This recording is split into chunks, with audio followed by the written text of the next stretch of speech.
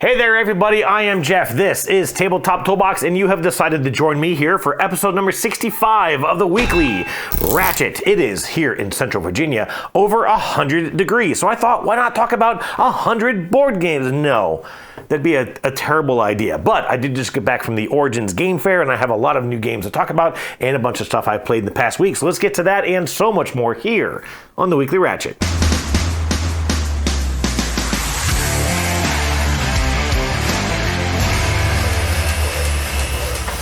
Hey there, ladies and gentlemen. Welcome back to the Weekly Ratchet. As always, I hope you've had a fantastic week of getting to play some games with family and or friends. Lots to talk about here at the top of the show. First off, this one's going to be very different from last week's episode. Episode number 64 was the smallest, the shortest Ratchet in the show's history, coming in at, I believe, 14 minutes and like 39 seconds. It was thankfully not the least watched episode of the lineup, which I was a little bit surprised by. I was kind of curious about that. If you remember, I've talked about the correlation between duration of the show and number of viewers. It's really weird how much that has continued to track somewhat parallel over this past, year and a half or whatever. Jesus, I've been doing this show. Anyways, no, I think it's episodes like 3 and 16 or 17 are still least watched than this one, than 64. So that was the third lowest viewed episode, which is fine. You know, it's 14 minutes. What was I going to expect? A lot of other good videos did come out last week. Thank you if you got to check those out. The video with my wife and I on our couples gaming has not really taken off like I thought it would. Maybe time for that to turn around. And then, of course, the Deep Shelf review came out last week, which also has not gotten a ton of viewership. And, of course, that game just hasn't really generated a lot of buzz, which is interesting. But, put a lot of time into that. And so, again, thank you if you had a chance to check that out.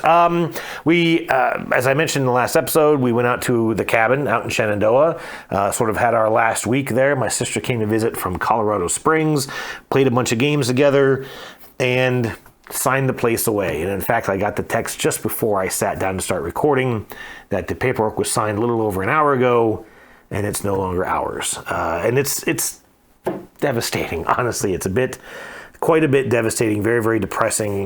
We had a great week there. It was really kind of just nice to enjoy that place. I got to tell my sister some of the stories of it. She had never seen it before. But in definitely the past 24, 36 hours, it started to sink in again that it's gone. I think it was the right thing to do. I hope. We'll never really know. But with just everything going on in this country, I wanted to get out ahead of what could have been a disaster for our family. But hey, we're talking about building a new house.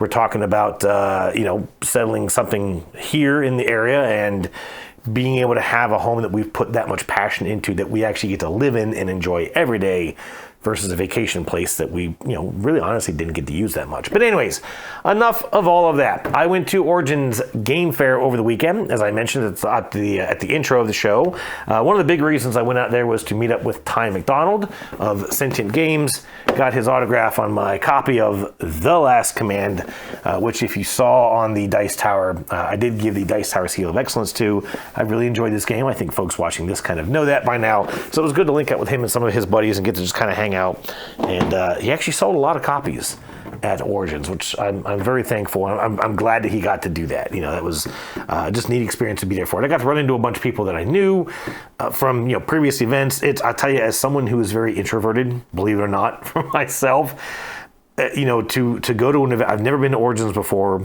I mean, I've lived in Ohio before, not in Columbus, but to just see so many people that I know from previous events or the retreats or just gamers that I've kind of known. One of our neighbors was there, which is really nice to see her. It's nice to sort of go somewhere and experience something new and yet have that level of comfort in seeing familiar, friendly faces. So that was really, really nice.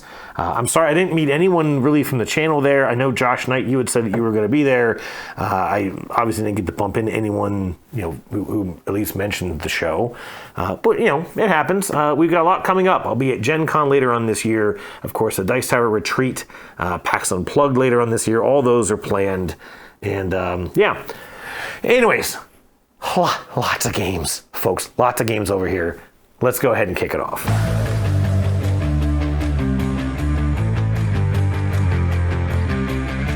Okay, lots of games here to talk about. And you know what? I do this every time. I say, I'm going to try and get through these quickly, and then I don't. You know what? I'm not going to try and get through these quickly. It's Monday the 23rd.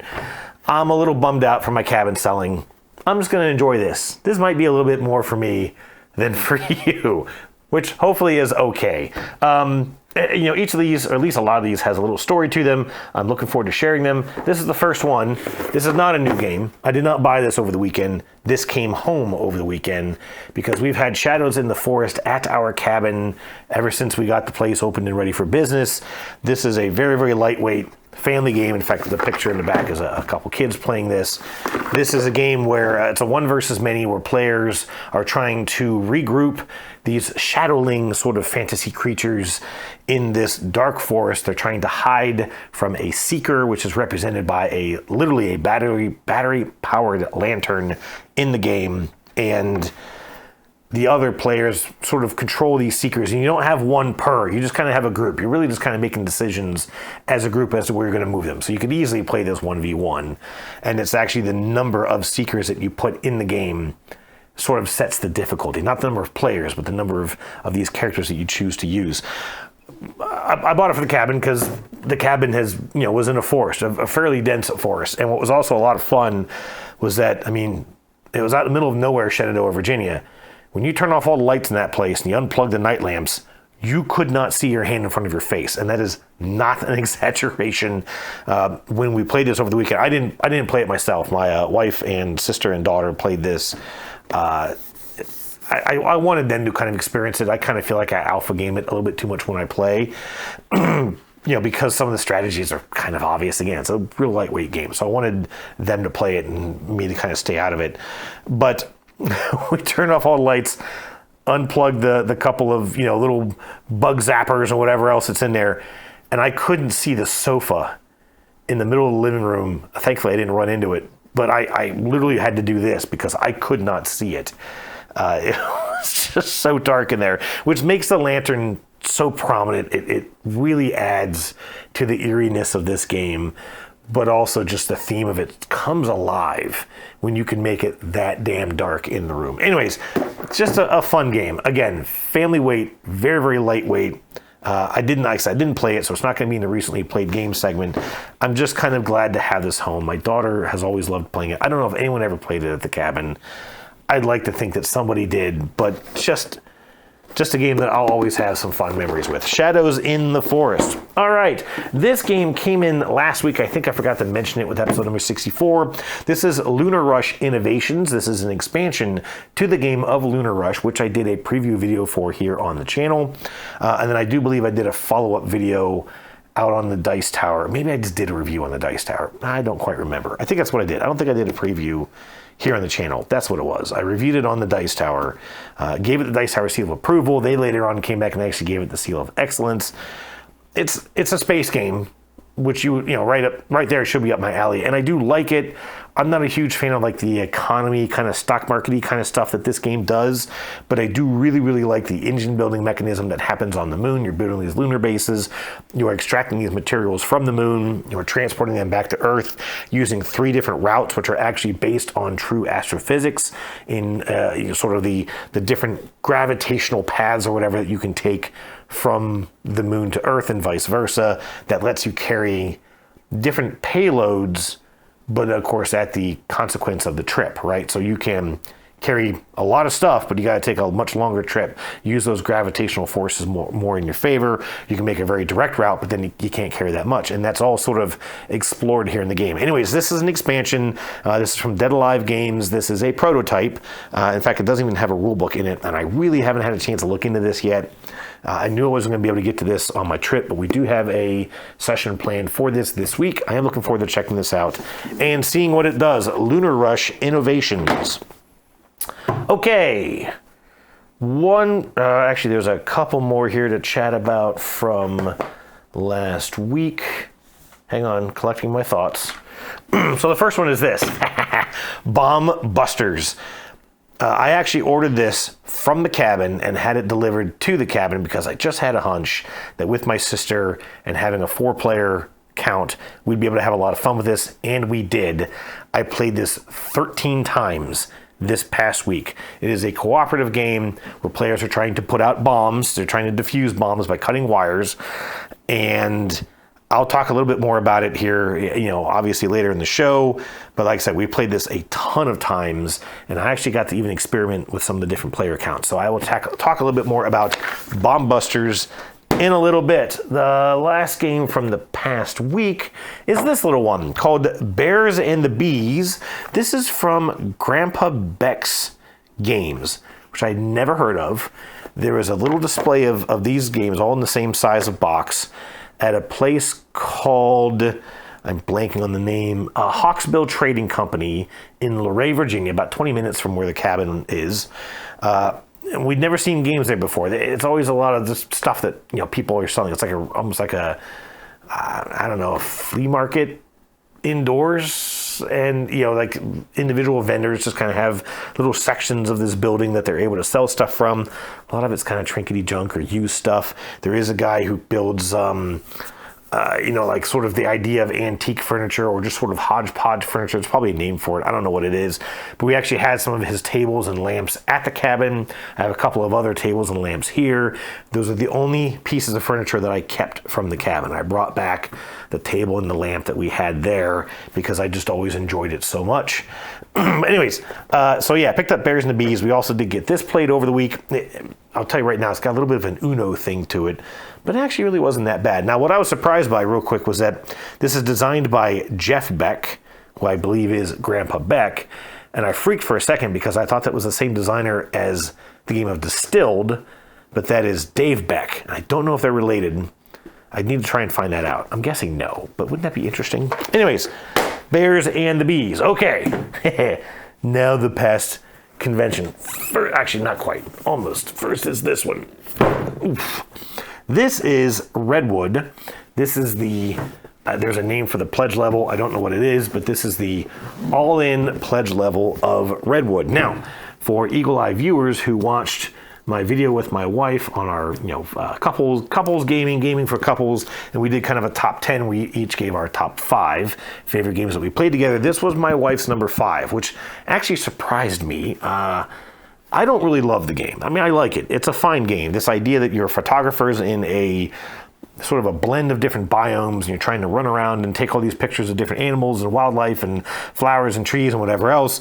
And you do that with this sort of open area movement. There's no grid base arrangement to this board. It's just a large circular, very colorful, very busy board, and you're moving around using these little vector arrows, and you have to choose your movement arrow and your sort of camera lens all at the beginning of your turn. You cannot touch anything, you can't line anything up, you can't test anything. You just have to blindly sort of pick that movement, that camera, and then make your movement and take your picture. I don't love that element of the game. I do think it could be very easily house ruled, move first, then pick your camera, which is, in my opinion, a little bit more how reality would work in that situation. Anyways, my wife did enjoy this, and I had seen this copy for sale at a store out in Virginia Beach.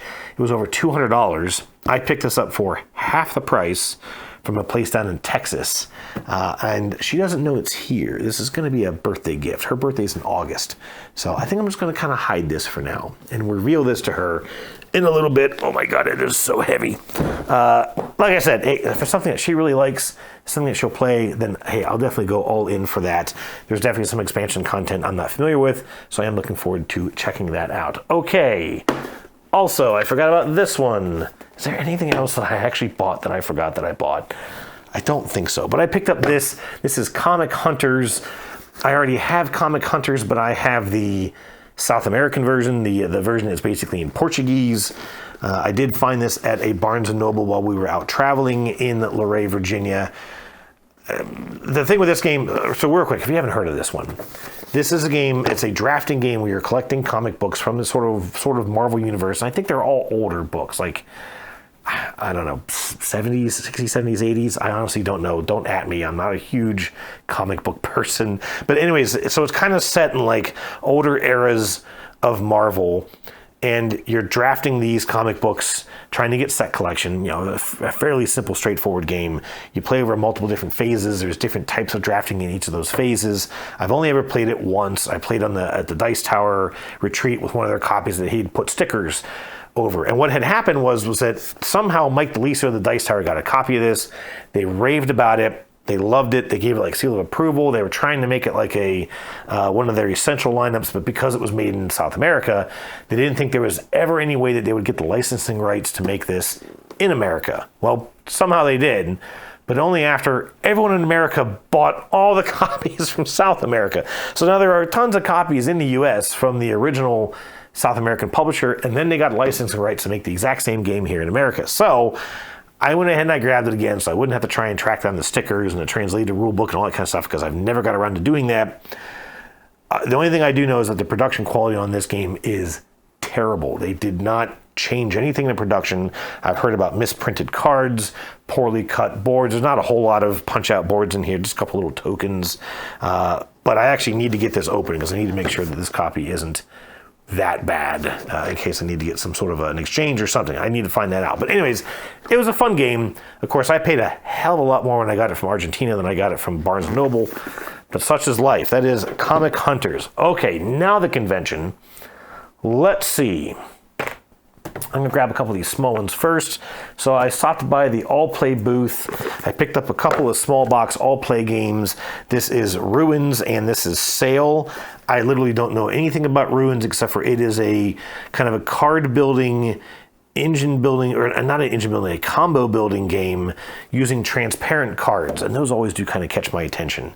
So it says something about trying to explore your ruins with transparent cards to create amazing combos and activate special powers. Sounds neat. Obviously, small box game, something we can play while we're out at a pub or something like that. So that one's kind of neat. Sail, I knew about for a while. This is a 2-player only cooperative trick-taking game. I don't love trick-taking games, but it sounds appealing, and I have heard a ton of good stuff about this. I kind of forgot about it for the longest time, but with my wife and I now liking to go to the local speakeasy and play some casual games at night on a weekend, I thought this might just be perfect. So I picked up Sail and Ruins. I then also went over to the Hachette booth. I picked up Seaside. If you remember, I had picked up a game called Beacon Patrol, which was kind of a Carcassonne out in the, actually I think it was up around Alaska or something like that, wasn't it? Out west, and it wasn't what I thought it was. I thought it was Seaside. So I did pick up a copy of Seaside. This is kind of a push your luck token stacking game.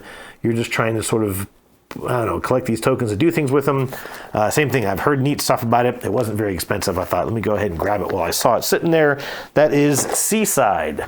I also picked up on a whim a game called Big Sur. This is from 25th Century Games, another sort of a tableau card-based tableau building game where you're trying to establish the Big Sur highway through California. Looks like some nice art. There's, again, some set collection aspects of this, sort of laying out these cards to kind of build your route. Almost kind of reminds me a little bit of Milborns, just from the looks of it, although I don't think it has anything to do, I don't think it really shares anything in common with that. It just looks like a similar idea. So I'm curious to check this one out. Again, fairly cheap game that I picked up. And then I got some bigger stuff. Okay, up first. This is Wondrous Creatures from Bad Comet Games. Now, I've known about Bad Comet. This is their third, I don't know if it's their third game ever, but it's the third in kind of this series of these animal-themed games with sort of worker placement or pattern building. That's not really worker placement, but it's pattern building out of these various meeples that represent various animals, and they're beautifully illustrated, colored, what's the word I'm looking for, screen printed meeples. And they just have very, very nice productions. The first one was Serengeti, which is a pattern arranging game. You're trying to get these wildlife into certain patterns that you can get a picture of them. However, it's a common board, so people can mess up your stuff. And it's absolutely not my kind of game. I never played it. don't want it. Up next was Life of the Amazonia, which is another pattern building game, which you're building your own sort of tableau out in front of you of these Amazonian tiles. And that game is a lot of fun, if not maybe a tad long.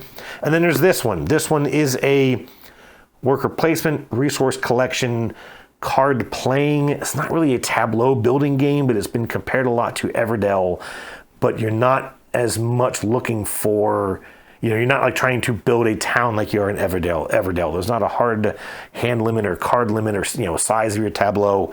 And you're doing all that to try and sort of rescue these fantastical sort of fantasy creatures. Looked really neat. Our own friend Jeremy Brooks here on the channel recommended this to me in the past. And so I've kind of had a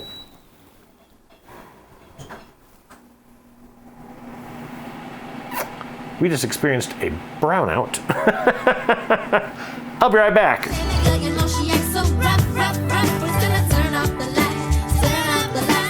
Alrighty, sorry about that. Had a little power surge or power outage. We're not really sure there what happened. Obviously, it is hot as hell out here, and so I know, being that I work in the sector, that energy demands are at a all-time high right now. So that might happen again. First time I think it has ever happened in like 5 years. Mid-recording, the power just went out. Anyways, I don't know what the hell I was talking about except for this game. This has been described a lot as sort of an Everdell adjacent, Wingspan adjacent game. Like I said, trying to get this kind of tableau of cards out. Some of the comments online on like BGG sort of suggested that maybe the game runs a little bit too long, especially at higher player count. Some people saying that it doesn't really do anything remarkably new. Some people saying it's their favorite game of all time. So after sitting through a quick pitch from someone at the miniature market booth there at Origins, I went ahead and I grabbed a copy, and I also did get all the expansions, including these, let me see, this is updated or upgraded workers, and each one kind of has a unique power with this expansion. This is Gargantuan Beasts, which gives you some very powerful abilities and apparently some endgame scoring opportunities. And then I have the upgraded components, just sort of replacing a lot of the cardboard with colored screen printed pieces. Again, something that they are very well known for doing. So looking forward to checking out Wondrous Creatures. I then went through, oh yes, okay, this one's heavy. Okay, this is Mistwind from First Fish Games.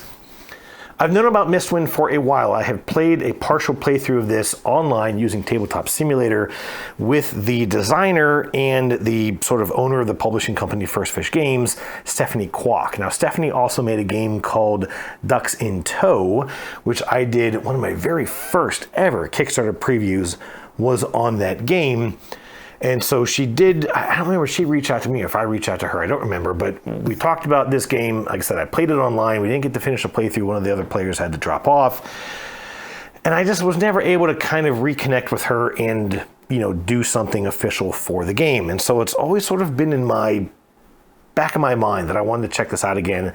I was sort of enjoying the playthrough. It is a very interesting sort of an abstract pick up and deliver type game, with obviously pathways and routes that you're trying to establish. You're traveling around using these giant floating orca whales. Actually, I think they're blue whales, if I recall. So a very, obviously, again, a very fantasy sort of themed game, fantasy setting game. But there's a lot of engine building mechanisms, and there is this kind of really interesting action selection mechanism where you're using these kind of like poker chips. And I don't remember if it's like highest bid on an action takes it. Maybe everyone else gets like a weaker thing, kind of like the game I believe is called Barrage. I don't remember, but I remember that I did find it pretty intriguing. The theme and the setting is not a huge interest to me, but it's like I said, it's always kind of been there in the back of my mind, and I've always kind of put it off buying it. And I thought, hey, I got a little windfall coming from a house I sold. Why not? So I picked up a copy of Mistwind. This is one of the kind of deluxe Kickstarter editions, and I am looking forward to checking it out. I really am looking forward to getting back into it. I think it also has a solo mode, which I'd like to try out. Okay, one more game. Sunday morning before I left, I decided to sit through a quick demo of Biome. Now, so I played a round of it, played a couple rounds of it. I'm not going to cover it in the recently played games segment. I'm going to share this, though. I sat down to the table there in their little booth. I didn't realize that the girl who kind of grabbed me and brought me in was actually the designer, whose name I'm blanking on right now at the moment. Leonie Grundler, very nice young lady there at the convention, and her sister was there as well, who contributed some of the artwork into the game. There's 2 other artists credited on the BGG listing. She's not actually, I think, listed there, but she also did do some work on the game. And I got both of their autographs, the sister down here and Leonie up here. Anyways, sat down to play this, and she managed to wrangle up 2 other people who actually have the game. They haven't had a chance to play it because, in their words, it looked a little too complicated for them. This game is like a 1.3 on BGG. Now, I'm not like weight shaming someone because they don't play heavier games. That's totally fine. However, they sat down and the one gentleman made this playthrough take forever. We played 4 rounds of the game, and after 4 rounds, he still didn't know how to play the game. He still kept, what does this do? Where are we at? What are we doing? Because he kept interrupting himself. He kept interrupting the teach to talk about other games that he's played or liked or whatever. And I'm like, look, you're just wasting all of our time. So this is like a PSA. Don't do that. If you go to a convention and you're sitting there through a playthrough, be respectful of other people at the table. Be respectful of the person teaching the game. They're trying to be very nice to you because they're trying to sell you a game. They're trying to sell everyone there at a game. And if you're kind of wrecking that experience for everybody, that doesn't help any of us. And another thing was that I was sitting there playing it thinking, I'm not sure if I'm liking this. It feels very, very luck driven. This is also a sort of Everdell in an Earth kind of a based game in that you're playing these cards out to these established tableaus on your board. You've got marsh and prairie and forest. There's a little bit of adjacency effects between some of the cards in a weird way. Like you can have bird cards and bunny cards, and they will build nests in various types of plants or trees where applicable. But then I had like bats, and I had a monkey, and I had some other kind of a creature. I cannot remember what it was off the top of my head. And they don't do anything. Just once you play them, then they're played. Each card, though, has an effect that you can trigger. It has an action that you can trigger in each season of each year of the game. And once you trigger that card, you can never trigger it again. So there's a big emphasis on timing and getting things triggered off at the right time. And that part I did find pretty interesting. But at one point, one of the things I was working for, just based on some of the cards that I had and some of the goals that were out on the table, was trying to get a lot of diversity, trying to get a lot of different symbols of these cards in play in my tableau. And I realized at one point that I was about to make a play that was going to wreck almost all of it. And I had to stop and kind of regroup and rethink my turn. But I didn't have any cards in hand that was going to let me start getting any of that into place. And so I knew that I was going to have a couple of rounds coming up of trying to frantically drawing cards, which is not very easy to do. And so I was actually a little worried that the game was going to get away from me a little bit. Plus, like the gentleman who was kind of making it take too long was kicking our ass in the score. It was absurd. He had triggered off some huge like combo abilities. Now, again, he had no idea what he was doing. The young lady teaching the game sort of put it all into place for him, which was like, well, good for you, man. You're getting an awful lot of help with this. So I chalked it up as that guy, that experience. I don't know that the game is going to be perfect. I do think my wife would really like this based on sort of the theme and the setting, the goals thing that she likes to work towards. There was that in spades. And I do think that it has some good potential to it. Comments on BGG are mostly favorable for it. There are apparently a couple typos in the rulebook and things like that, which I'm not happy about. But apparently there is already a new version out for the rulebook, and I can go and look that up and hopefully get some of that stuff cleared up. Anyways, a pretty game, a neat idea. I am looking forward to checking this one out a little bit more and hopefully finding some of the promise that I did get an idea of. Like I said, I think the game's got potential, and I'm hoping that I get to realize it in Biome. Okay, that was all the stuff that I bought, I think, at Origins. But I came home to another box sitting in the living room, didn't know what it was, opened it up, quite surprised to find Pergola from Rebel Studios. This is a game about building a garden. I actually read the rulebook to it last night. It is a super point salad-y game where you are going to be building different types, or it's not building, but you're going to be placing different types of plants into your garden. You're going to be attracting various insects, bees and butterflies, and I don't remember what else. Bees and butterflies, ladybugs, and there may have been one other. You're getting honey from the bees. You're trying to grow these plants. And there's also these like frogs jumping around a little lily pad to give you other point scoring opportunities to help get extra insects into your garden. Listen, it's very like dripping sweet cute, which is okay. It's not typically what I would gravitate towards, but it is the same artist who made Meadow. I absolutely love the look of Meadow, and just going through the couple of pieces in the rulebook last night, I'm already somewhat in love with this game just because of how it looks. I mean, look at that. It is beautiful, beautiful looking. I love her art. It is Carolina Kijak. I'm not sure how to say the name, of course, but just absolutely love her art style. So really looking forward to checking this out. Might even get into it here this evening because I really want to. And then the other one came in. This is Crafting the Cosmos. This is from a smaller name publisher, Office Dog. Both of these, Pergola and Crafting the Cosmos, are being distributed by Asmodee. I'm on the Asmodee Reviewers program, so these are review copies that have come in of this. This is one that I had actually asked for a couple of months ago. They didn't have any available. They obviously got one, sent it to me. I have since heard a sort of a review of this on the Shut Up and Sit Down podcast. They really did enjoy it, but it didn't grab them enough that they're like, yeah, we definitely want to play it again and again, and we're going to keep it.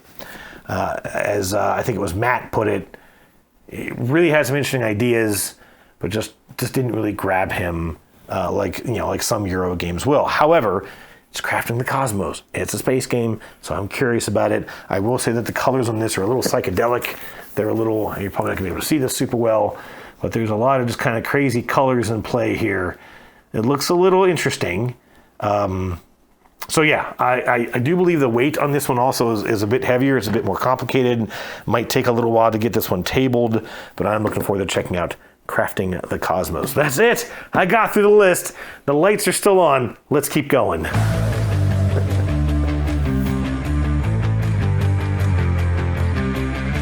Okay, moving into question of the week. Like I said, last week was kind of a little low in the viewership, so there aren't a ton of these to get through. This might be the shortest segment of this episode. I did ask you last week to tell me a gaming regret, something in your gaming past or history that maybe you kind of regret going the way that it did. Up first was Teshra, who said he didn't have a particular experience he regrets, but he certainly lamented the times he's purchased a game without thoroughly researching it first, which he still does, adding, getting better at it though, so I guess that's good. I can understand that completely, and I will even tell you, and you probably already caught some of it through that last segment, that a good number of these games I kind of picked up on a whim, although I've kind of resorted to doing that with the smaller box games. You know, if I'm dropping $15 for a game, might be bad. If I play it once, I kind of feel like I've gotten my money's worth when you compare it to all the other things that you could do once that cost a lot more money. So yeah, I am with you. I think for me, it's the fact that I buy a game, maybe I know it's good, maybe I've heard that it's good, but I'm still too optimistic as to how many times I'm really going to get to play it. And with some of those games costing north of $100, that kind of becomes the issue, right? But I get it. Brandon Graham said he had to play Anachrony by David Turczi several times before it clicked for him and became one of his favorites, and that his regret is that the same never happened with Brass Birmingham, that he wanted to like it, but still hasn't found the fun. You know, I don't know if that's fair to yourself, if I may. And I actually, one thing I'm trying to do less in this segment is sort of argue or debate with some of the answers to question of the week. But it's not your fault that you don't like a game. I've seen that a lot of times on social media, people saying, you know, oh, I'm so sorry I didn't like this game. Please don't be mad at me. Don't do that to yourself. That's not fair to yourself. It's not your fault that you didn't like Brass Birmingham. It's Brass Birmingham's fault for being a super boring, lifeless board game. I've played it a couple times. I don't get the buzz about it at all. To me, it is very, very luck-driven in the hand of cards that you get, whether they're going to coincide with where you're already kind of building or expanding. And on top of that, it is just so drab and lifeless that I get it. And I've talked to other people who say, yeah, I I have no idea why that game is number one. I didn't enjoy it. I didn't think it was very fun. Why is this game so popular? I don't understand it. What's wrong with me? Blah, blah, whatever. Not the case. So I feel like I want to kind of let you go of that. Like, I don't want you to regret something that certainly is not your fault. Peter said his regret was his first play of Guards of Atlantis. Everyone in his group was excited to play it, but no one knew the rules very well, and it soured the experience. He added, though, that they kept at it and had a much better experience on a future play. I can understand that, at least from the perspective of, hey, we kind of struggled with the teach a little bit, and maybe we didn't, maybe we didn't go into it very well, but obviously, sort of focused on it, came back and had a good play. So I think that's a good experience. Wonderflonium recounted a playthrough of Age of Innovation where he got a major rule wrong during the teach and worried that he soured the experience for his friends. Luckily, they all enjoyed the game regardless and even played a second game immediately following the first. I know that kind of experience, and sort of following up on what Peter had said was that I taught Gaia Project to some folks that I had at that time recently met at the retreat, Dice Tower retreat, like in 2021. And I was like, yeah, I know how to play this. And we sat down, like, sort of skimming through the rulebook, and I'm like, I don't remember any of this. And I just struggled so hard to get us into that game. It was already late at night. It was a terrible playthrough. And that was something that I really, really just felt bad about. Of course, they still like to mock me about it today, which is fine. But anyways, yeah, I know how that can feel when you just really feel like, man, I really just messed this game up for these people. And you feel bad about it. Okay, possibly one of my favorite usernames to date, Pabloing Your Mind, a first-time poster, said he regretted agreeing to play Phase 10 with some coworkers and then enduring the 2 hours of misery before they finally called the game without even finishing it. He added he thinks the game could be used as a torture device for the purpose of interrogation. I had to go back into my history. I played this game, I believe it was April, maybe a little bit later, of 2020. Right when the COVID lockdown started, we went down to, what's the heck's name of the town? I can't remember the name of the town in Florida where my sister used to live. I'm completely blanking on it. Oh my goodness. Anyways, we played, I think 3 or 4 players for 2.5 hours. I did win. My sister didn't remember what to do with the game when you actually, like, when the last phase, when phase 10 was finished. She didn't know if you were supposed to, like, finish out the round or whatever. But if I remember, that's a game where the lowest score wins, and I was 100 points below everyone else. And so when I phased out that round, she was like, forget it, we're just done. I completely agree. Hated that game. My comment on the BGG playthrough is about just how absolutely terrible of a playthrough it was. And yeah, I agree. That could definitely be a torture device. Either tell me where the money is, or we're going to play Phase 10. I love it. Absolutely love it. Penny said her biggest regret was getting a copy of Forest Shuffle for a secret Santa party at her office. She said no one wanted it and kept trying to trade it away, and she suspects it was the most unpopular gift at the entire event. That is a tragic story that had me laughing. I completely get it. It's one of those things, hey, I'm really passionate about this. I'm going to get to share it with somebody. Why does nobody want this? I am so sad. I can feel your pain on that one. And I'll tell a very, very quick story. It has nothing to do with board gaming. I worked at a company called Wood Group Mustang. It was an engineering firm in the natural gas power sector. And we had a Christmas party on these things. And I mean, don't you hate those things?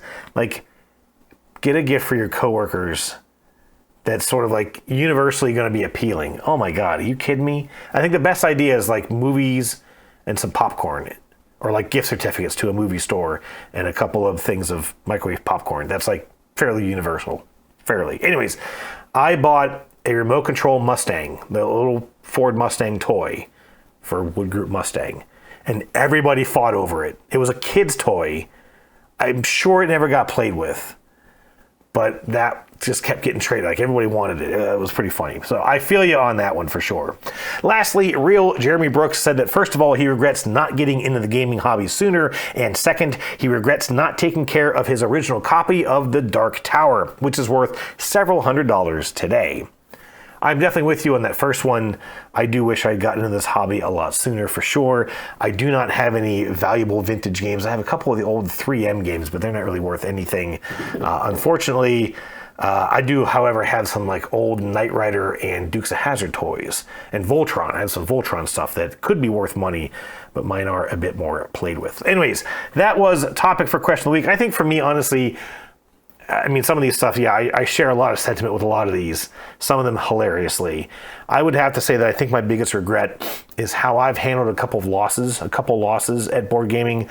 Most notably, I remember playing Great Western Trail Argentina with my good buddy Daniel, and I hated that playthrough so much that I got really, really flustered, really, really upset, and I know I dragged the experience down for him, and I felt really, really bad about that.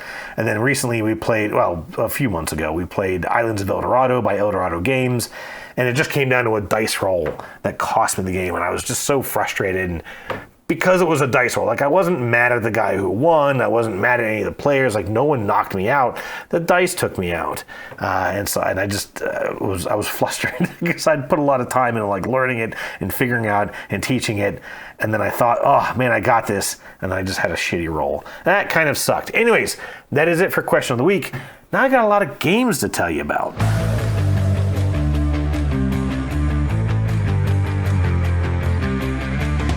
All right, recently played games. A couple things here real quick. I've played a couple games that you guys have heard about already. A couple of these I was introducing to my sister for the first time. Also, the one game was already mentioned. We played like 13 times. And then some of these are just little small games that maybe I've talked about in the past, but maybe not not recently. So I am going to try, at least for a couple of these, to zip through them pretty quick. I'm also going to resort to my chart here a bunch because some of them I don't have anymore, and I'll explain why. Anyways, up first was Adventure Mart. I picked this up a couple of months ago. I think I got this in one of the recent math trades, and I thought this was a game about just running a little grocery store. It's actually about running sort of an Adventure Mart, a store for adventurers to come in and get the stuff that they need. And in fact, as I was reading the rules to it, it very quickly reminded me of the game Bargain Quest, which of course I didn't really enjoy all that much. This is a deck builder, and you're acquiring these cards that then you're going to have to sort of put out for sale. And what you're going to do is you're going to have these adventurer cards that are face down. One of the things that you can do on your turn is you can decide to welcome an adventurer, and you're going to flip one of those cards face up. You pick which one, even though you may not have any idea what's there. You flip a card face up, you're going to see what kind of stuff they want and how much money they're willing to spend, and then you're going to play a hand of cards that are going to have to align with their interests, and of course try and generate a lot of interest.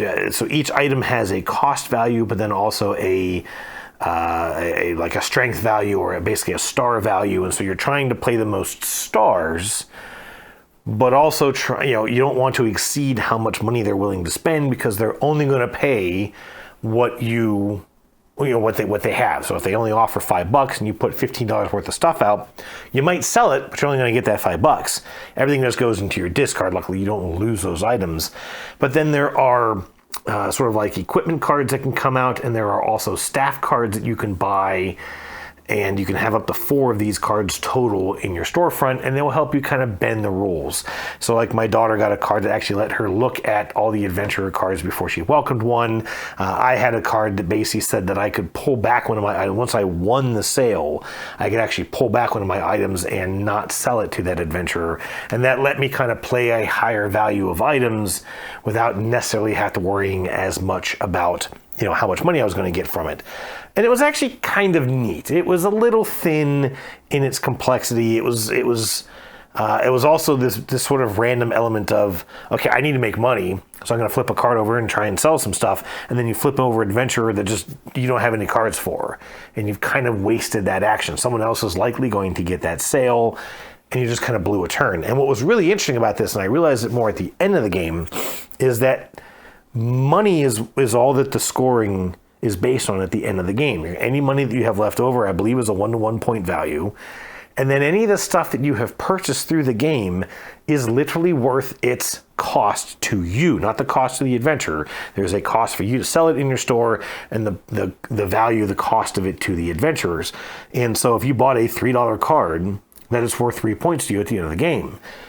all those adventurers that you have attracted, that you have sold to, mean nothing. They don't do anything for you, except for some of them may add some additional value to your score if you have sold to other adventurers of their same suit. I think there was magic, and there was strength or combat, whatever it was. I can't remember what the third one was.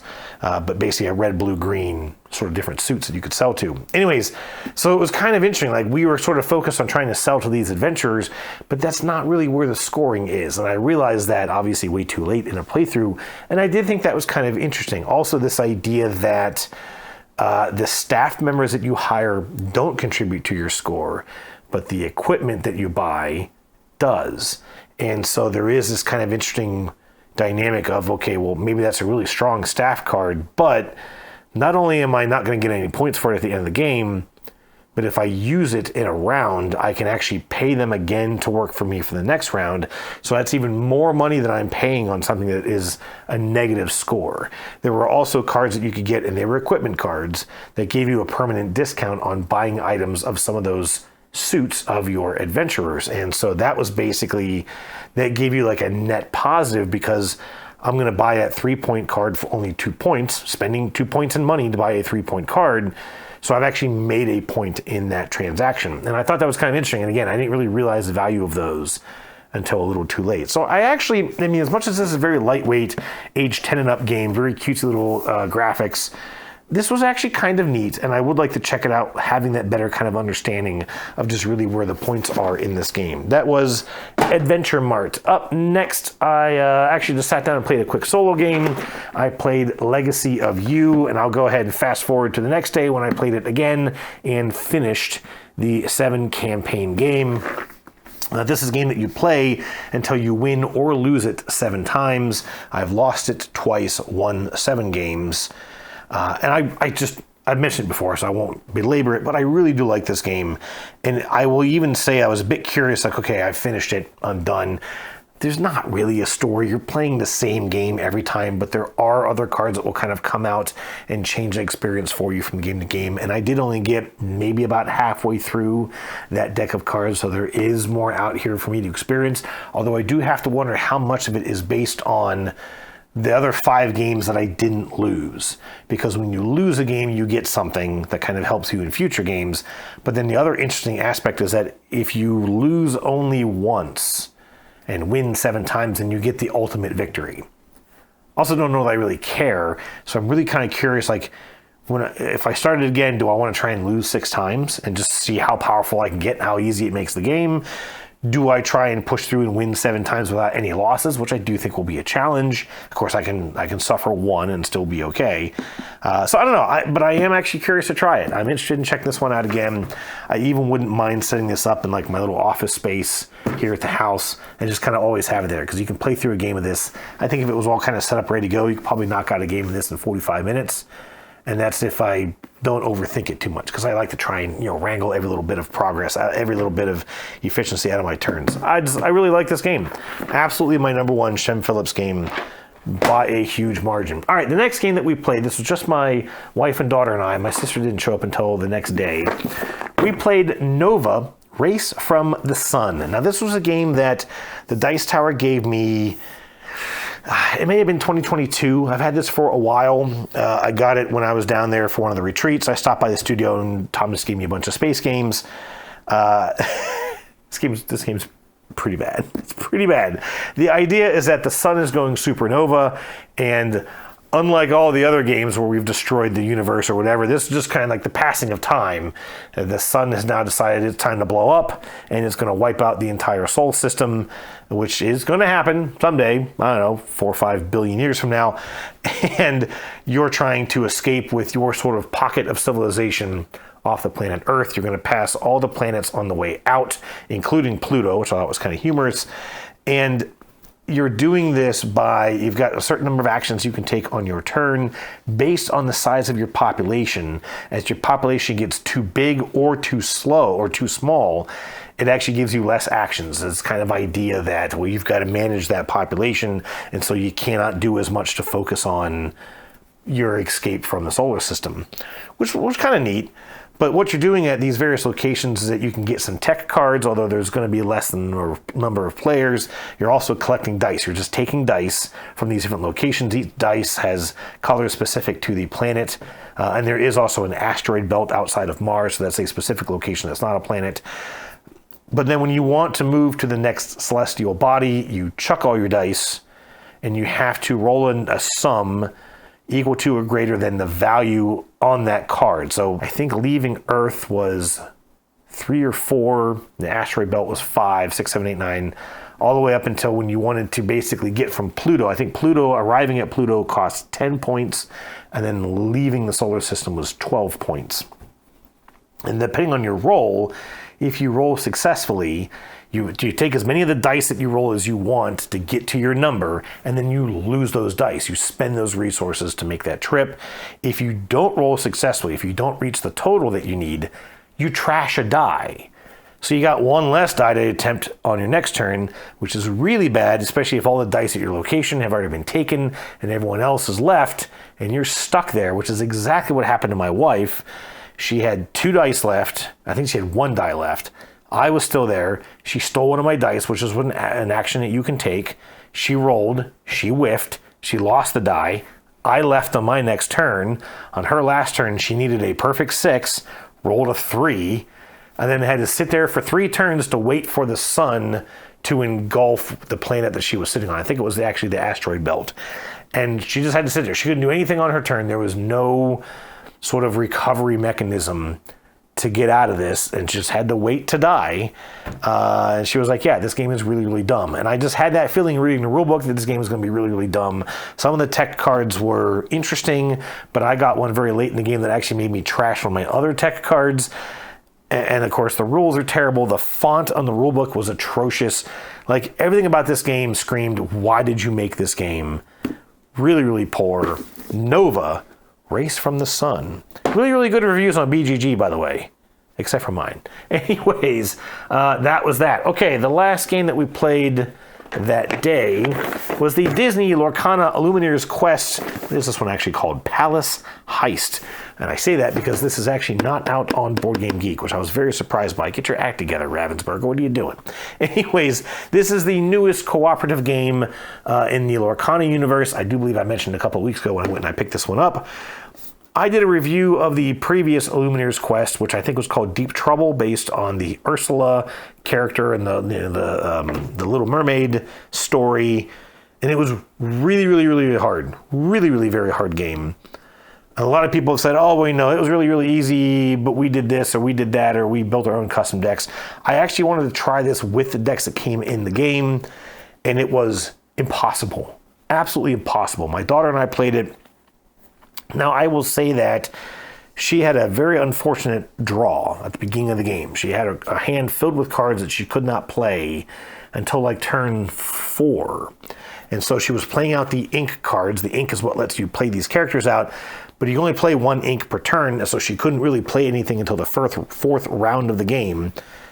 We were already getting clobbered by Jafar by that point. Now, there is a rule where you can discard some cards and redraw, that kind of a thing. I don't even know if that would have helped her, because she went 4 rounds without being able to draw anything that gave her any extra leverage. So it was still a challenge for her. But by the time she was able to start getting some things played, we did kind of stall out Jafar for a little bit until he played a card that wiped everything off of both of our displays. We had nothing going into what would become the final round of the game. No way to catch back up and put the brakes back to him, and just got absolutely clobbered by this game. And it's frustrating because, this has family game written all over it, right? And your easy mode in a game like this should be easy. It should almost be like boring easy, because you're playing this with kids. My daughter has no interest in playing this again. And it's like, well, way to go, guys. How are you going to sell this idea?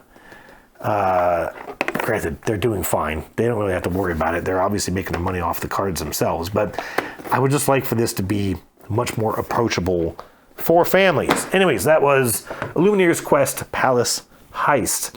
All right, next day my sister showed up.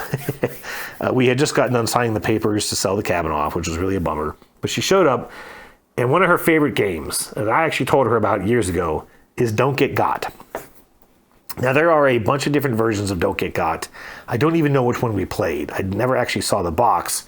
She has dumped all the contents into a large paper, almost like a gift bag. And she has the little wallet packs that you use, and then just all these little cards. Now, you probably fall into one of two camps. You've heard of this game or have absolutely never heard of this game. It is a party game unlike anything I can even begin to imagine. In that you get these little challenges, these little cards, and some of them are quite difficult. Some of them are really, really very easy. So as an example, I had get someone to high five you twice. You know, get the same player to high five you 2 times. I had one that said get a player to hit you, get a player to scratch your back. Or tuck this card under a playing card and get a player to take it and flip it over, were some of the ones I had seen. There were ones like have someone correct you on what date it was, or what day of the week it was, or someone correct you on what day their birthday is, stuff like that.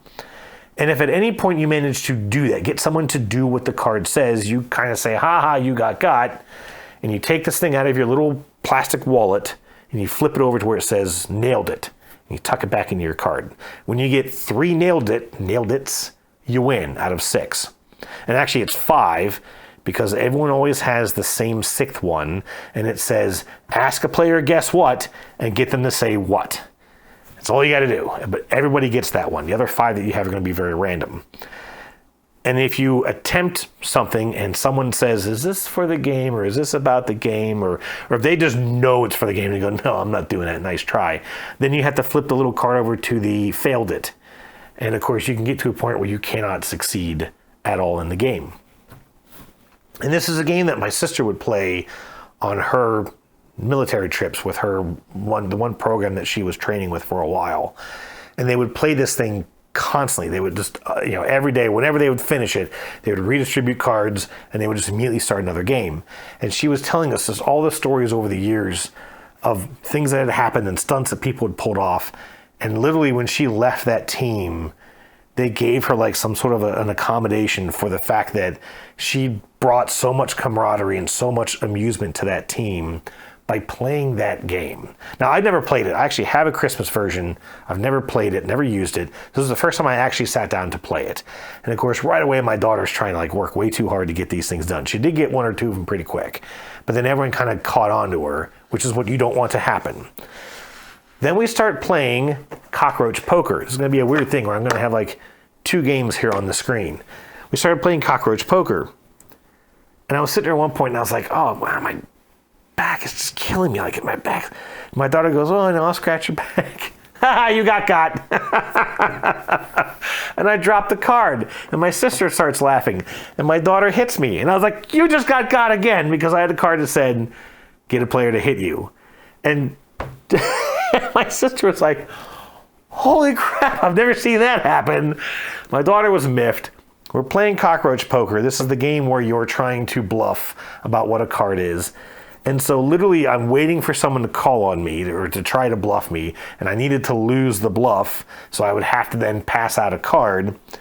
And it finally happened, and so I hand this card to my daughter, and I was like, yeah, well, fine, take this roach. And she's like, I don't want this. And she flips it over, and there's the other one. Get someone to flip over this card.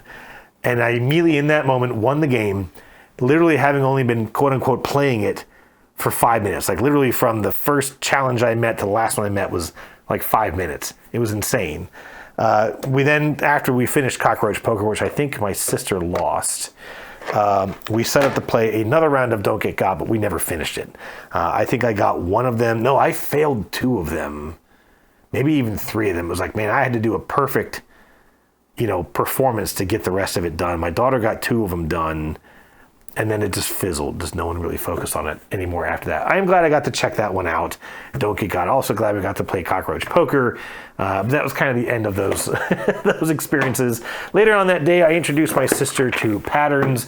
I've talked about this one a bunch. I had a lot of fun with it. It's a little tricky to teach. That's the only problem with this game. It can be just a little daunting to teach. But I won this one just because I had a lot of experience with it. But that was patterns. Up next. Okay. Then we broke out Bomb Busters. Now, try not to get too deep into this, but it is a cooperative game where you have these trays in front of you with all these little tags that represent wires. And the idea is that you start off each round, you mark one of your wires. At the very beginning of the game, you're only going to play with numbers 1 through 6, but very quickly you're playing with numbers 1 through 12. Then you start to add partial numbers in the form of yellow wires that can be a 3.1, a 4.1, 6.1, 7.1, whatever. And eventually you introduce red wires, which are half numbers, 2.5 or 2.5, 3.5, whatever. And you've got to point to a player's tray and say, I'm going to cut your 6. You have to point to the wire.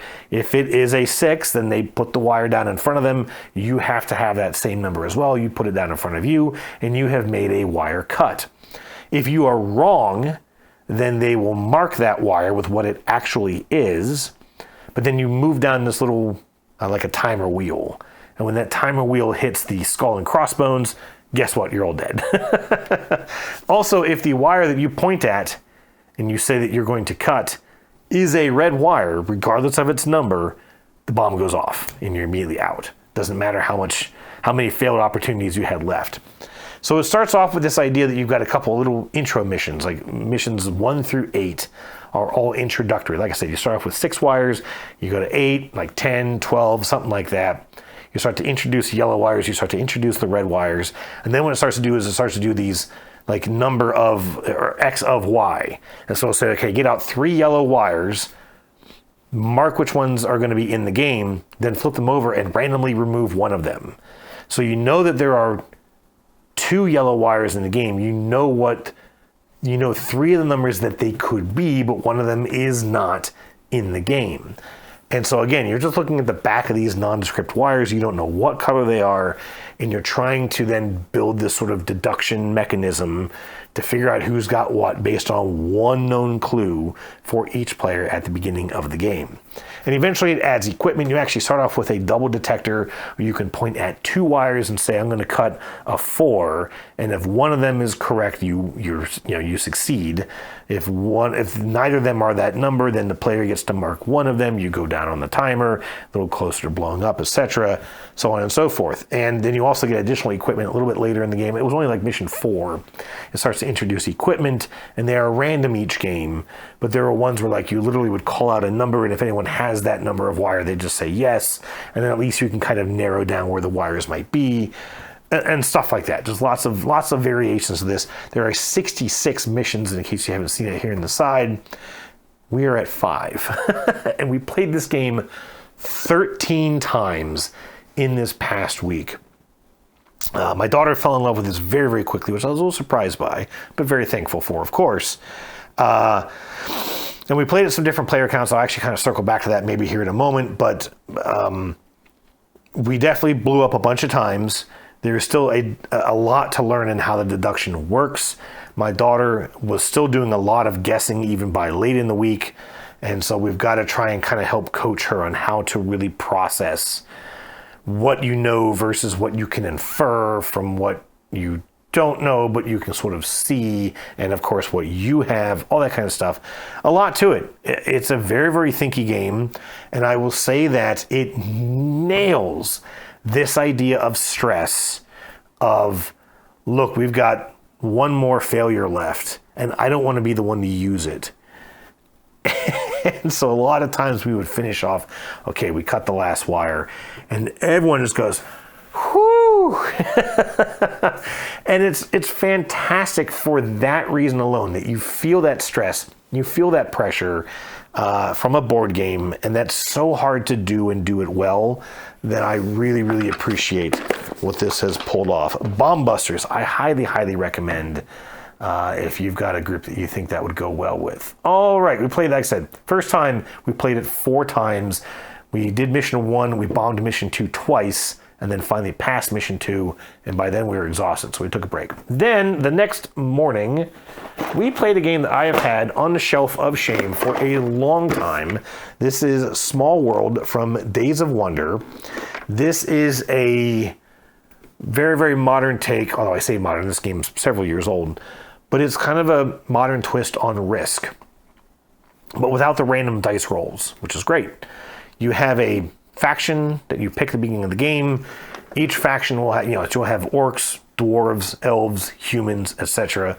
And then you're going to have like a qualifier. So I actually had, at one point, I drafted the wealthy humans.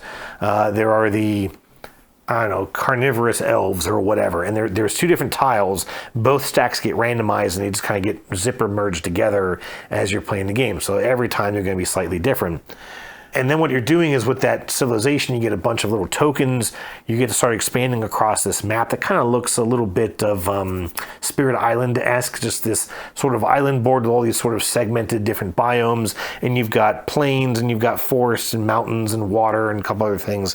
And so some cultures work better in certain biomes. Some of those modifiers will focus on a certain type of biome. You have to start on the edge of the map, and you're just placing a number of these tokens based on what is already on the board. So if there is just an empty board, then you just need 2 of your tokens, and boom, you take over that little territory. But if then a neighboring territory has like a fallen civilization, a couple of these start off on the map already. If there's 1 token there, then you need an extra token to overcome it. So instead of the base 2, you would need 3 tokens. Well, then you get to a region that your opponent has 2 tokens on, and maybe some sort of a fortification hut for a total of 3 tokens. So now you need the base 2 plus the extra 3. You need 5 tokens to take over that grid. They would take their tokens back, losing 1 of them typically. So you're shrinking down your culture as you're being attacked, and of course you're spreading yourself out across the board, eventually thinning yourself out so much that you cannot expand any further. And when one of those happens, and however you, the player, decide, you put your culture into decline. You flip all the tokens face down. You make sure that there's only 1 token per region left on the board, and then you draft a new civilization to sort of start over anew with. But of course, eventually you've got tokens all over the board. My sister and my daughter both had cultures that had extra tokens they could place out, which made it harder to take them over. My wife also had it was like an undead or a zombie type of race where literally they didn't die. And even when they went into decline, they could still attack. And so she had that force all over the damn place, and they were really, really hard to take out. It's a cute game. It had a couple of little issues. The first one being that a lot of these your little square pieces that represented your forces, if you will, especially once they flipped over, they were really hard to tell apart. And so that was a challenge. Also, some of the various like huts or caves or whatever tokens that we were placing out for some of these cultures blended into the board to make it really, really hard to see. And so the same thing, you just really couldn't tell what was in that region that you were trying to go to, how many tokens I need, what's there. That was kind of clunky. Also, some of the cultures, the way that they come together, they're just not very strong. And what you wanted to be able to do was each of these, the modifier token and your race token, give you a total number between the two. Okay, this one's worth 6, this one's worth 5, so you're going to get 11 tokens of that race. Well, maybe there are 14 in the box, which meant that you were automatically not coming out as strong as you possibly could, but you didn't really know that until you went into the box to fish out those pieces. And so you, a couple times, were like, oh crap, I could have done better than this race that I drew. And so that was kind of weird. And then lastly, of course, there's this idea that, I went into a couple of regions, I went into this one little area, and all of a sudden I just started getting hit from both sides because players decided to go this way instead of that way. And I just, you feel a little ganged up on, even if it's not intentional. You're just sitting there just kind of getting whacked, and there's really nothing you can do about it because you're so spread thin already. So I didn't really love it. Oddly enough, I won the game. I did get a couple of plays kind of mid-game that I got a ton of points for. And then even at the end of the game, I was slowing down for sure, but I had just enough of a lead that I was able to hold on to it. I'm glad I checked this one out. I don't think I'm going to try and, there's tons of expansions for this. There's also a World of Warcraft version, which is certainly interesting, but I'm not going to bother getting it. I am glad I got to check out, after being on my shelf for quite a while, Small World by Days of Wonder. Okay. We then played a game of Floristry with my sister and I. I've talked about this one here on the channel. Just a very simple two-player Dutch auction kind of a game where you're buying, you're sort of auctioning off these tokens and trying to build these patterns in front of you on in a little grid. I mean, at the end of the game, you're just going to get points for each type of flower that you have, a large pattern of, and however many you have is how many points you get. Very, very, very, very simple game. I liked it. I talked about it favorably here on the channel. It's not really my kind of game. It's just a little too light for me, really. My sister really liked it, and since I had been given the copy from Asmodee, I just let her have it and take it home. So that was Floristry. We then played a game that evening of Bark Avenue. Now, my sister has 2 dogs. She had 3. She had to put one down a while back. Absolutely just loves these animals. They're kind of a pain in the ass, but she loves them. And they're pretty good dogs. I have spent plenty of time with them. So anyways, I really wanted her to check this one out. I've talked about this a couple times here on the channel. A very, very welcoming game with admittedly a good couple of rules to try and get through. It just takes, it's not hard to teach. It's just kind of a longer teach.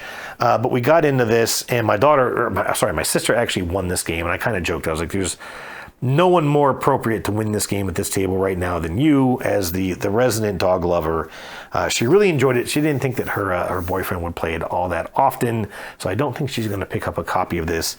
But I still just have a lot of fun with this game, and she agreed that the theming is so on point. This ranks right up there with Rock Hard 77 for a game that just completely crushes its theme, perfectly implemented into the mechanisms and motions and actions and such of this game.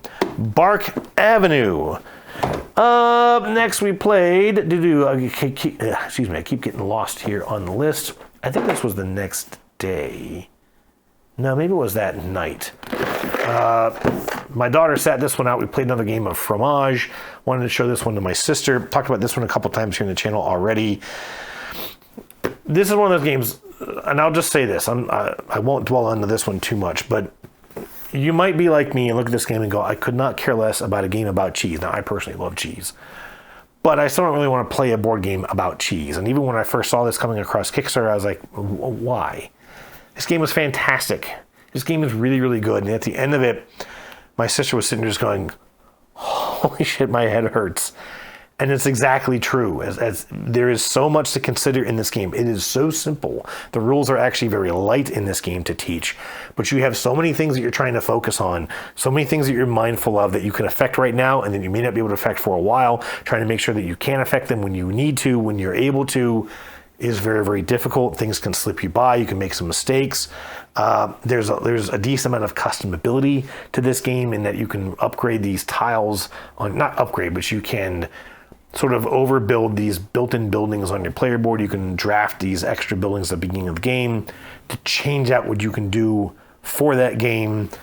And there's just a bunch. There's a bunch to this. And while the theme may not reach out to a lot of people, I think the mechanisms of this game are very, very solid. Simultaneous play. So we got through this thing in just a little over an hour after the teach. And even if one person's a little AP, it's going to generally wash out pretty well in the end. Just a fantastic game, a worker placement game with all these kind of little mini puzzles that you're trying to work with on these different slices of this big cheese wheel player board in front of you. Just a delightful game. Fromage by Ben Rossett. Up next, we played some more Bomb Busters. I think we played 3 times. I think, again, we blew up once or twice. Maybe twice, because I think we only got one more mission done for that playthrough. Then we played another round of Birds of a Feather. I haven't talked about this one for quite a while. It says I've only played it one other time before, but I'm thinking I forgot to tag one of my plays.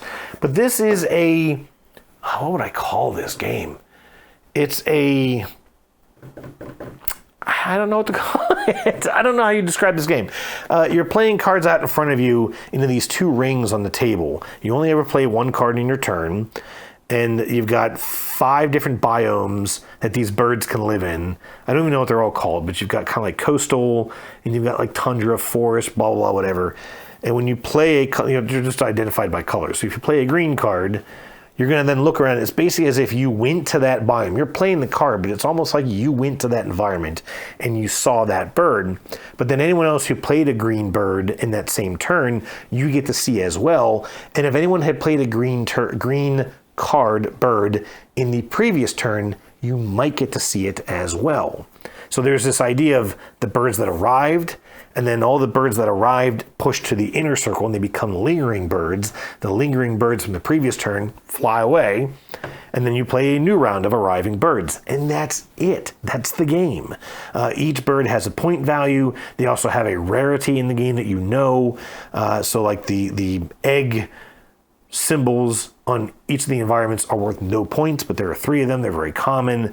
The talon or attack bird of each suit, there's only 1 of. They're very rare. They're worth 2 points, I believe, if you see them before the end of the game. And the way that they work is that if you bring in an attack bird, which is marked with a special symbol, then any birds of the same color lingering from the previous round get scared away, and nobody gets to see them in that round. And so that's the way that if you maybe I've seen all those inner birds and I want to make sure that other players don't get to see them, I can drop that Talon card, if I have it, and scare them off. Of course, oftentimes you're going to need them too. And so there is this kind of interesting thought where I actually want to try and get that Talon bird out first, so that it just kind of sits there and lingers and doesn't really do anything.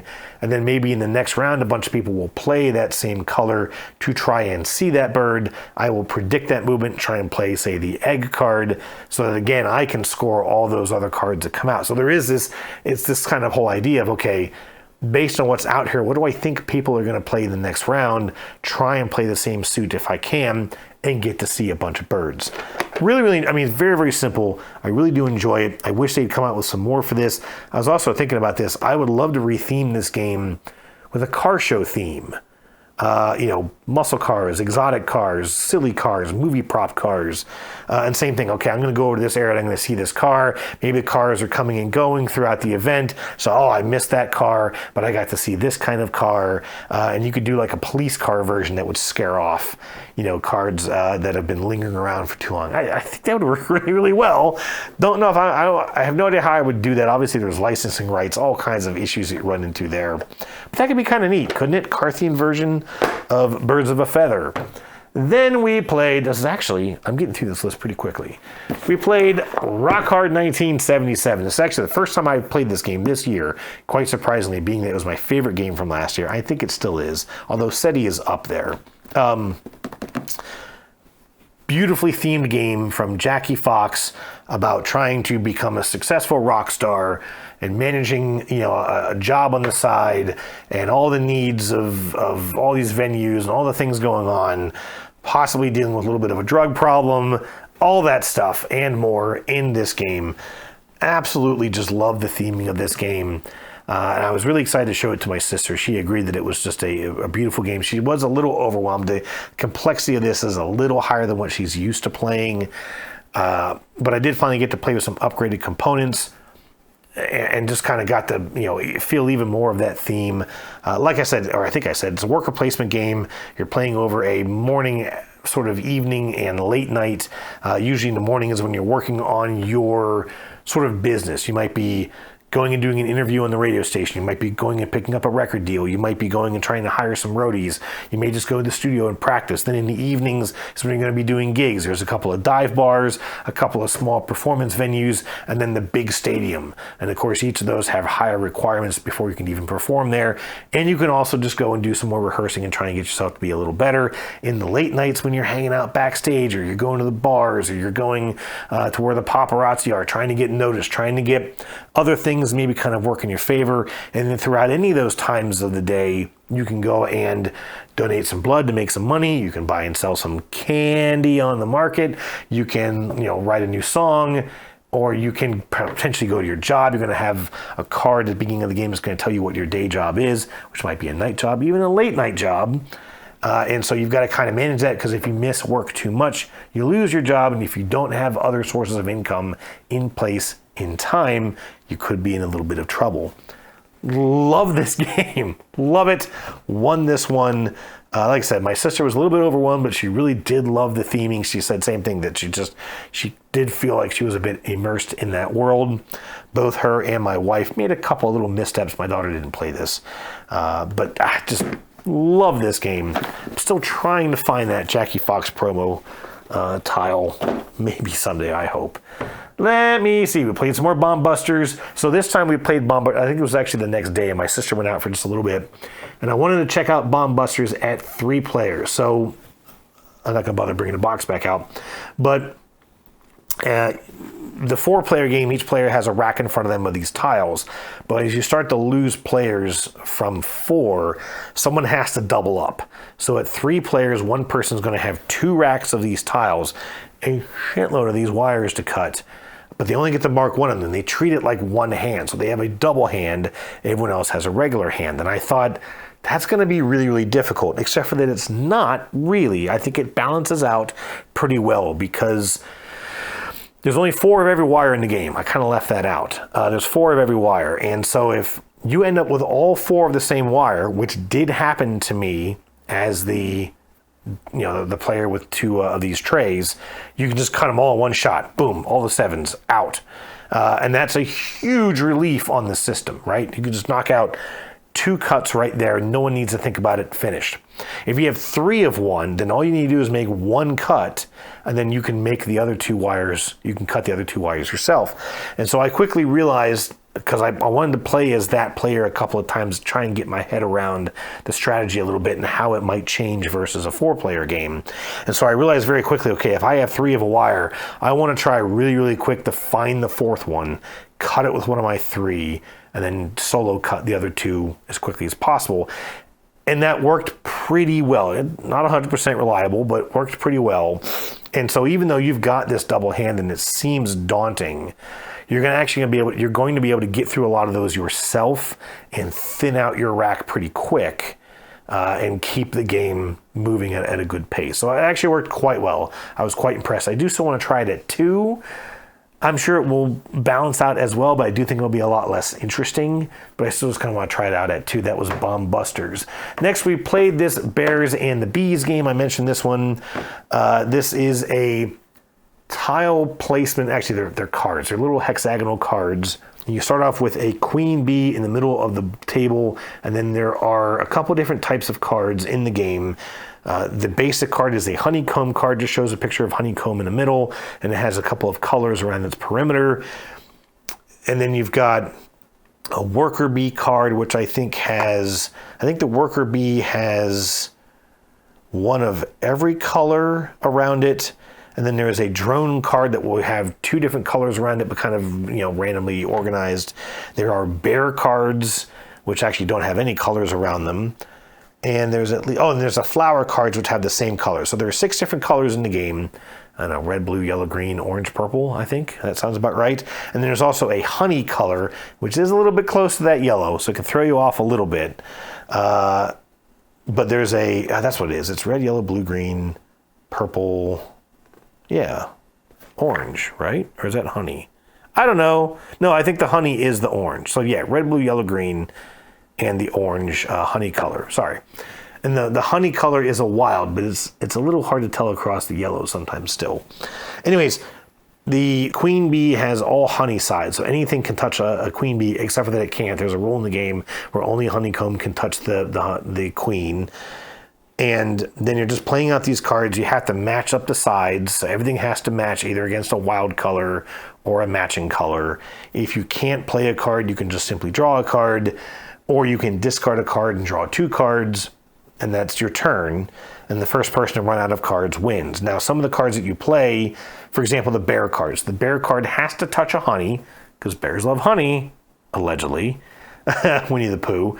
But you have to touch one honey side, and then you can touch any other color with that bear, and then nothing else can be played against the bear. The bear is like a dead end to the beehive.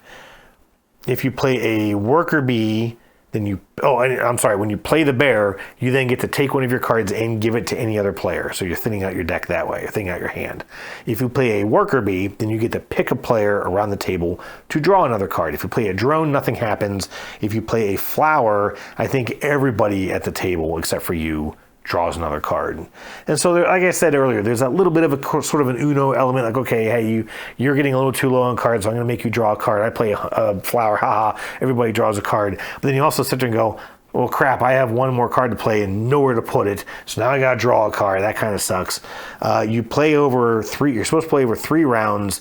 Every card that you have left when someone runs out is worth a point, and just like phase 10, you're basically trying to get the lowest scores. You're trying to have the least number of cards in your hand, hopefully none, when each round ends. 3 rounds, lowest score wins. It was fine. It was okay. It took had a little bit of a large footprint, as you play through the entire deck. You don't discard down cards based on player size or, number of players. And so it just has a decent sized footprint. If players are getting unlucky and have to draw a lot of extra cards, that can obviously make it even a bigger play area. I don't know how often we're going to get back to this, but again, I think it was like $15 or something like that.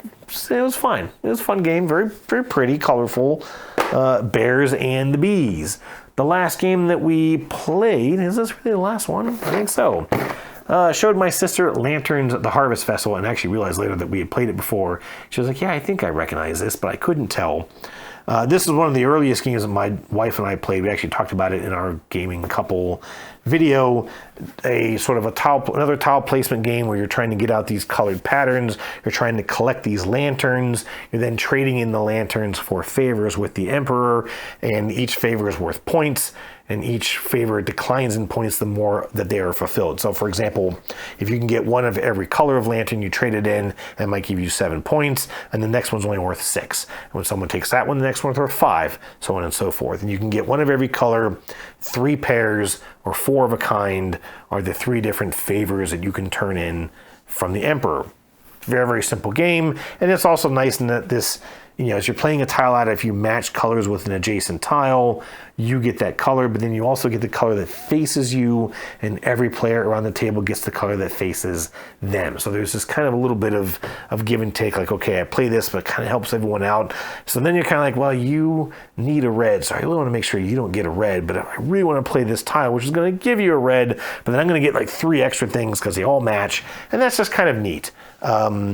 There's a definite strategy here. They're just getting as many lanterns as you possibly can. Don't necessarily go for a particular favor. Just try and get as many lanterns as you possibly can. You also get these tokens that you can then use to trade a lantern in for a different color. That can really help you out. And I find that if you just maximize the number of lanterns that you're collecting, you'll probably do pretty well, which is how I actually won this game. And the copy that we played at was not this copy. We had a copy at the cabin that we had there for folks to enjoy. I think someone may have played it because the box was just a little beat up. But my sister ended up buying that copy and keeping it to take home. So that was kind of nice. Lanterns, the Harvest Festival, and the last game that we played at the Torty Cabin was another triplicate round of Bomb Busters. By that point, my daughter was kind of bummed because even the previous night we were playing Rock Hard. She had to go to bed, and we didn't get to play Bomb Busters in the evening, and she was really bummed that she didn't get to play it. So we made it a point to play another round of Bomb Busters. I think we finished mission 5 or 6. We still have to get through 7, and then we have to take an exam. I have no idea what that's like, but mission 8 is an exam round, and then you start to open boxes, little boxes inside the main box that will add new rules, new components. We have no idea what's in them, so there is this kind of legacy-esque kind of an idea. The boxes also say you can play them in any order. You don't have to do them in order. I'm sure we're going to, because it's just kind of natural. But I'm looking forward to seeing what's in those boxes because I never got to check that out before. And I'll say this real quick. I played that at the Dice Tower Retreat last year for the first time. Played a couple missions and liked it then. But at that time, I didn't really think it was a good game for my family. Now seeing how thrilled my daughter was with it, I am looking forward really to getting into some more Bomb Busters. That was it for recently played games. And that is just about the end of this episode. I have no idea how long this is going to be. I'm interested in finding out through all the final edit. But first of all, question for next week. This was inspired by a post that I saw on the Board Game Revolution Facebook page. And so here is the question. How protective are you of your board games? And, let me know if you've got some weird quirks or tics. I don't just mean sleeving your cards. That's kind of a universal one for some folks, but some folks take it an extra level. So maybe you might need to out yourself just a little bit, but I'm curious, how protective are you of your board games? That's the question of the week, and that is the end of episode number 65. Oh my gosh, I need a drink. I am so thirsty. I hope you've enjoyed this. Thank you so much for watching. Thanks for some of our new posters and everyone checking out this show. I'm looking forward to more of these coming up soon. I'll see you then. Cheers.